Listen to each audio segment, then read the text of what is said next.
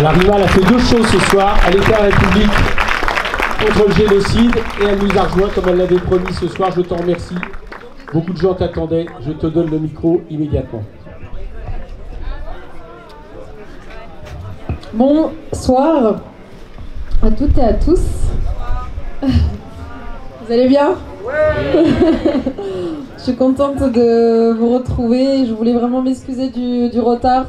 La bonne excuse, même si l'actualité elle est tragique, c'est que j'étais à République pour le rassemblement.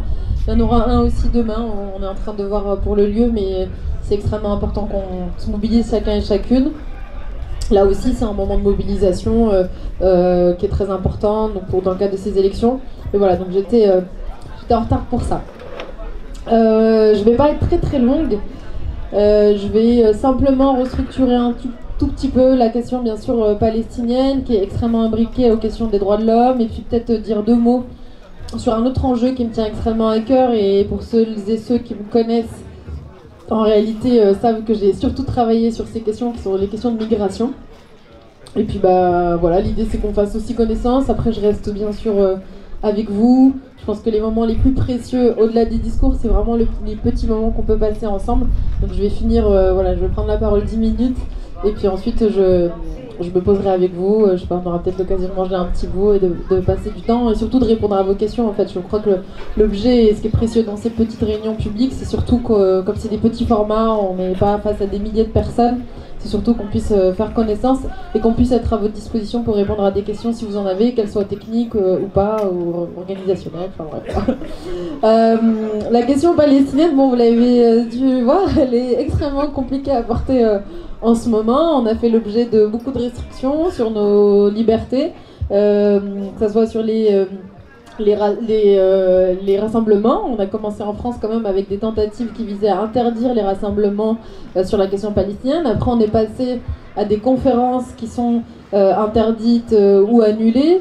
Un peu plus tard qu'hier j'étais à Dauphine et même en ayant gagné devant le Conseil d'État pour pouvoir prendre la parole à Dauphine lors de cette conférence sur la question palestinienne, il y a quand même eu un rassemblement à l'appel de Meir Habib, de Tapiro et d'autres personnalités et il y a quand même eu des dégâts et la conférence elle a quand même été perturbée alors qu'on a quand même gagné devant le Conseil d'État. Donc c'est vous dire à quel point en fait avoir un espace pour parler de cette question c'est quand même une bataille de tous les instants. Et puis on est passé à la question supérieure, à l'étape supérieure avec les convocations pour apologie de terrorisme. Donc c'est vraiment pas simple comme condition je dirais pour faire campagne. Je regrette d'avoir pas eu beaucoup d'espace pour porter d'autres sujets parce que ma formation, pour celles et ceux qui ne me connaissent pas, je vais aussi un tout petit peu me présenter. Moi je suis juriste de formation. J'ai fait du droit international et je me suis surtout spécialisée sur la question des réfugiés. J'ai travaillé 8 ans pour l'OFPRA et la CNDA, qui sont les administrations et les juridictions en France qui travaillent sur la protection sur la question du droit d'asile. Et j'ai surtout travaillé dans ce domaine. Donc j'aurais voulu aussi avoir un peu plus de temps et d'espace pour porter ces sujets ou la question des droits humains de manière plus large. Malheureusement, on est aussi soumis à une tempête, une actualité médiatique, politique, qui a fait qu'on a été systématiquement, en tout cas pour ma part, en défense de toutes les attaques qu'on pouvait recevoir, comme je vous le disais, que ce soit les restrictions sur nos libertés sur ces sujets, l'actualité qui est de plus en plus terrible aussi, c'est-à-dire qu'entre le début de l'offensive et maintenant, vous voyez qu'il n'y a à aucun moment eu une politique, une parole politique du régime israélien qui visait à stopper ou à se désengager de Gaza. Et malheureusement, le fait que cette actualité soit de pire en pire fait que forcément ça prenait aussi de la place dans notre actualité nationale, dans l'actualité internationale et que on était aussi amené en responsabilité à se mobiliser. Et c'est tout l'objet, encore une fois, de ces rassemblements. Donc là, le temps qu'on a pris hier et qu'on a pris aujourd'hui ce soir à République s'inscrivent aussi là-dedans, c'est-à-dire essayer de prendre notre part pour dénoncer ce qui est en cours à Gaza. Donc la question palestinienne, il y a dans ce contexte-là, pour moi, une bataille de narratif que nous sommes en train de mener.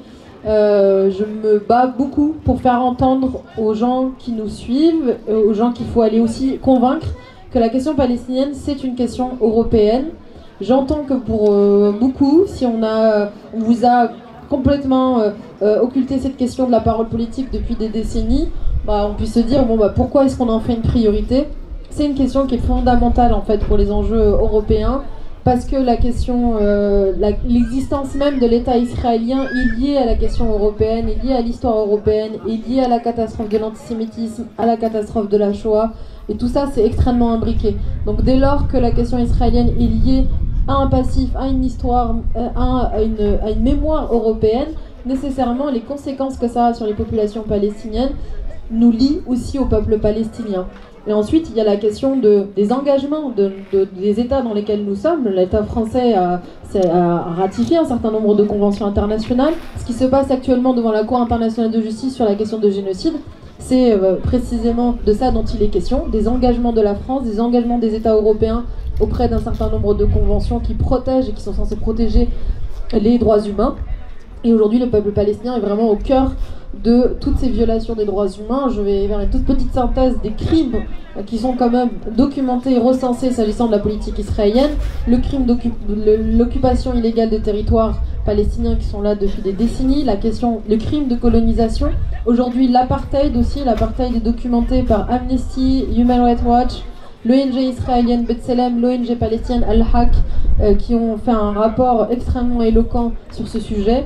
Et maintenant, nous avons la question du génocide qui est posée. Le dernier rapport qui a été très détaillé là-dessus, c'est celui de Francesca Albanese, Anatomie d'un génocide, et qui pose vraiment les termes d'un génocide. Et Francesca Albanese, qui est la rapporteure spéciale des Nations Unies sur le sujet, elle est extrêmement claire sur le sujet, et elle est convaincue que la Cour internationale de justice va, dans les prochains mois, être amenée à statuer sur le fond, parce qu'effectivement à ce stade il n'y a eu qu'une ordonnance. Donc tout ça pour vous dire que la question palestinienne, notre rôle, même si pendant très longtemps on l'a posé comme étant une question parmi tant d'autres, une question qui peut être lointaine, c'est une question qui est aujourd'hui centrale au cœur dans ces élections européennes. On a des leviers qui sont très très concrets. Moi souvent on pose la question, ok, on est sensibilisé sur ça, mais qu'est-ce qu'on peut faire sur le plan européen? Je vais rapidement vous synthétiser les leviers qu'on peut vraiment activer si on arrive au Parlement européen en nombre suffisant et qu'on arrive à convaincre les autres députés européens. L'Union européenne, c'est le premier partenaire commercial d'Israël. C'est 30% de ces échanges, c'est-à-dire que 30% des échanges commerciaux d'Israël passent par l'Union européenne. Et ça passe par un accord d'association qui est conditionné aux droits de l'homme. L'article 2 de cet accord d'association prévoit que cet accord peut être suspendu dès lors que les droits humains sont bafoués, en l'occurrence par Israël. Aujourd'hui, il y a un consensus, enfin je veux dire, on n'a pas besoin d'avoir fait Bac plus 10 en droit international pour comprendre qu'Israël aujourd'hui bafoue à la fois les résolutions des Nations Unies sur le sort des Palestiniens, mais aussi est en train de commettre un génocide qui est un crime extrêmement grave et qui est documenté et qui est en train de se dérouler sous nos yeux. Donc il y a la question des sanctions économiques qui est vraiment entre nos mains si on arrive au Parlement. Il y a la question des sanctions politiques et diplomatiques qui peuvent être enclenchées à la fois sur le plan européen mais aussi par les États individuellement. Il y a la question de l'embargo sur les armes. L'Union européenne l'a fait ces dernières années pour une quinzaine de situations à travers le monde. C'est-à-dire que dès qu'on a des suspicions de droits humains, d'atteintes qui sont portées à des droits humains, l'Union européenne peut décréter un embargo sur les armes. Elle l'a fait sur une quinzaine de situations sur ces dernières années à travers le monde. Et donc ce que nous demandons, c'est que ça soit également fait pour Israël au vu de la situation à Gaza, mais également en Cisjordanie, qui est un territoire qui est un peu oublié, alors qu'il y a 850 000 colons, qu'il y a quotidiennement des Palestiniens qui sont assassinés, dont les champs, les oliviers sont brûlés. Emmanuel Macron aujourd'hui, il a dit, je veux pas être vulgaire, mais il nous prend vraiment pour des imbéciles. Emmanuel Macron, il a quand même fait une déclaration aujourd'hui en disant, je l'ai vu en arrivant, alors je suis prêt à reconnaître l'État palestinien, mais pas comme ça, pas sous le coup de l'émotion.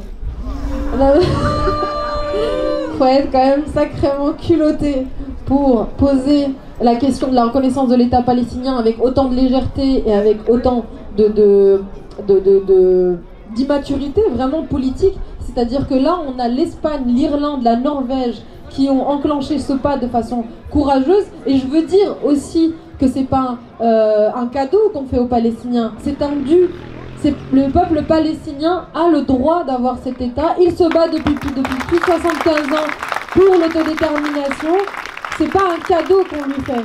Et cette posture qui est extrêmement arrogante, et cette arrogance qui vient elle-même de la question coloniale, elle est extrêmement problématique. Donc on doit encore se battre. La parole que nous avons depuis la France, elle est très importante. La France est un pays fondateur de l'Union européenne. On a une voix qui peut porter. Malheureusement, le gouvernement qu'on a actuellement en France, il est problématique et pour voilà, à minima, je veux dire, j'ai envie de dire qu'il est lâche, voilà, il manque de courage sur le sujet et on peut pas excuser Emmanuel Macron parce qu'on a des exemples d'autres pays européens qui l'ont fait et ça se passe bien et ils sont dans un processus qui est courageux, qui consiste à reconnaître l'État palestinien et qui consiste à avoir une parole qui s'oppose aux exactions de Netanyahou parce que c'est un régime en qui on ne peut pas avoir confiance.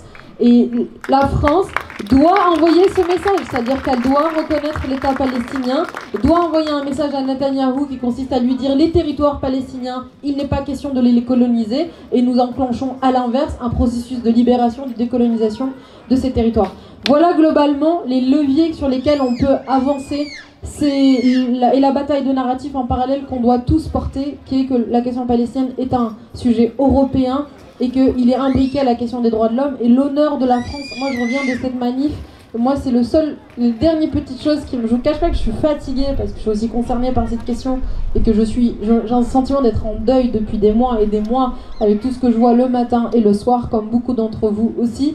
Mais il y a encore quelque chose qui me fait tenir, c'est d'avoir le sentiment d'être dans un pays où il y a une France qui est silencieuse et qui est invisibilisée, mais qui porte réellement ce qu'est la France, c'est-à-dire une voix de paix, une voix de respect du droit international, une voix qui est courageuse, une voix qui se situe dans le monde, et c'est ce que je retrouve dans les manifestations et dans ce genre de mobilisation, et on se doit de rester soudés, mobilisés, pour faire avancer cette voie de la France et en laquelle on croit. C'est-à-dire que l'idée, c'est pas juste de dire on veut sauver le peuple palestinien sur le plan politique.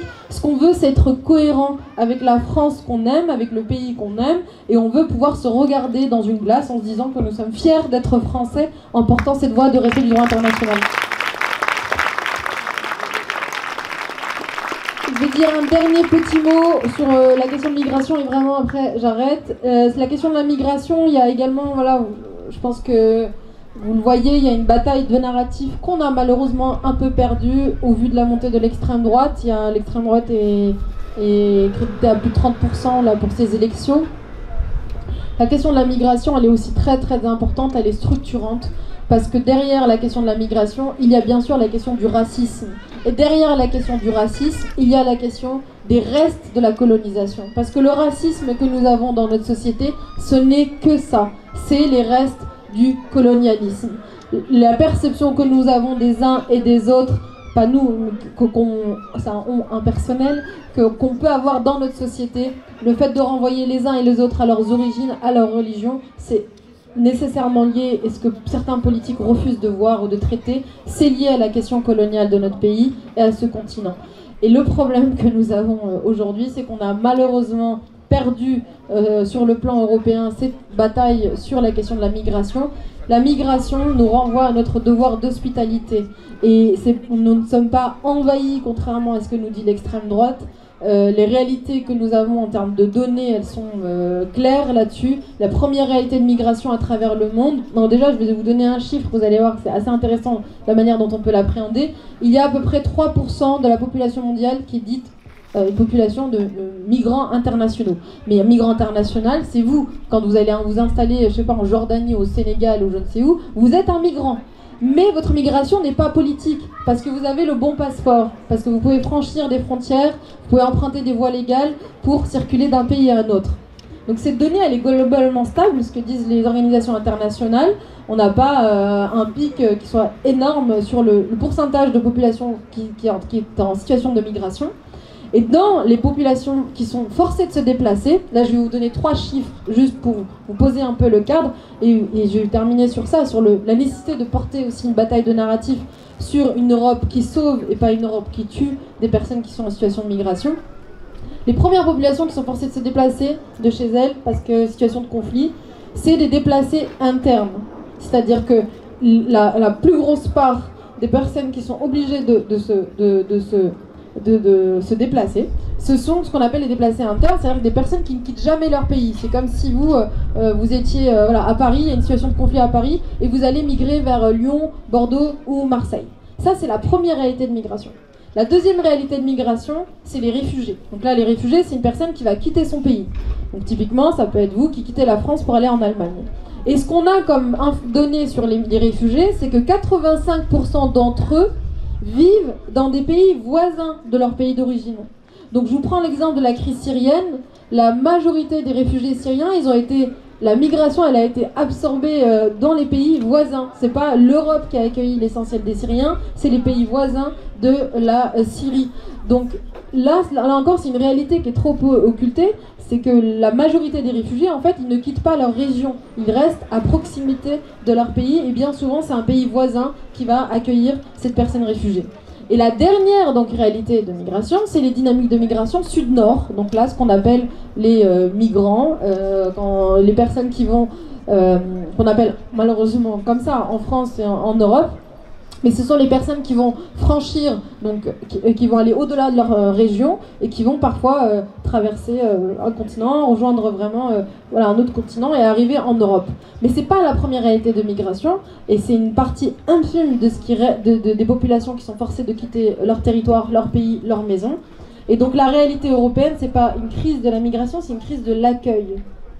Et la crise de l'accueil, elle est là parce que c'est une question de volonté politique. Je vous prends l'exemple des réfugiés ukrainiens. On a accueilli des millions de réfugiés ukrainiens en Europe. On a réussi à déployer le dispositif juridique, financier, d'accès aux droits de façon très très bien organisée et articulée sur tout le plan européen. On voit bien que pour les questions d'autres populations qui sont d'autres origines, ça bloque pour des questions essentiellement de racisme, encore une fois. C'est pour ça que je dis que c'est très important de gagner cette bataille de narratif sur la question de la migration, tout en la connectant à la question du racisme et à la question coloniale. Et l'Allemagne a été un peu plus intelligente que nous, puisque l'Allemagne, ils ont réussi à fusionner pendant un moment le budget lié à la lutte contre le racisme et le budget lié à la question de l'accueil, parce qu'ils ont compris qu'on ne peut pas faire pénétrer dans la société la question de accueillir des réfugiés si en parallèle on n'avance pas sur le terrain de la lutte contre le racisme. Comment est-ce qu'on peut accueillir quelqu'un qui vient d'un ailleurs si déjà on n'est pas dans l'acceptation de l'autre et de cet ailleurs? Et donc en France, c'est sur ce terrain-là, à mon sens, que nous avons perdu, notamment avec la montée de l'extrême droite. Et il nous faut réinvestir aussi cette question sur le plan européen, parce que la migration, c'est une réalité de société, c'est pas quelque chose sur lesquels on a la main, c'est une réalité, c'est une donnée du monde, c'est une donnée de société. L'humain a toujours migré, et surtout nous sommes face à une urgence, notamment climatique, qui fait que dans 25 ans, on va avoir 250 millions de personnes déracinées pour des raisons climatiques. Donc on a tout intérêt à se préparer de maintenant à ce que c'est une politique d'accueil et à ce que c'est aussi un accueil qui sauve, qui est digne et qui encore une fois est en cohérence avec ce que nous portons comme valeur, comme principe de solidarité avec les peuples et avec les personnes qui sont forcées de quitter leur pays. Voilà, je vous remercie beaucoup. C'est deux sujets que j'ai à cœur de porter, mais encore une fois, je m'inscris bien sûr dans ce programme qui est très riche, où nous avons tous et toutes des profils qui sont complémentaires, et j'espère que je serai à la hauteur de cette voix sur la question du droit international, du respect du droit international et de la question des droits humains au Parlement. Je crois que j'ai fait beaucoup plus que 10 minutes, mais j'ai fini. Merci. Merci beaucoup de votre accueil. Merci.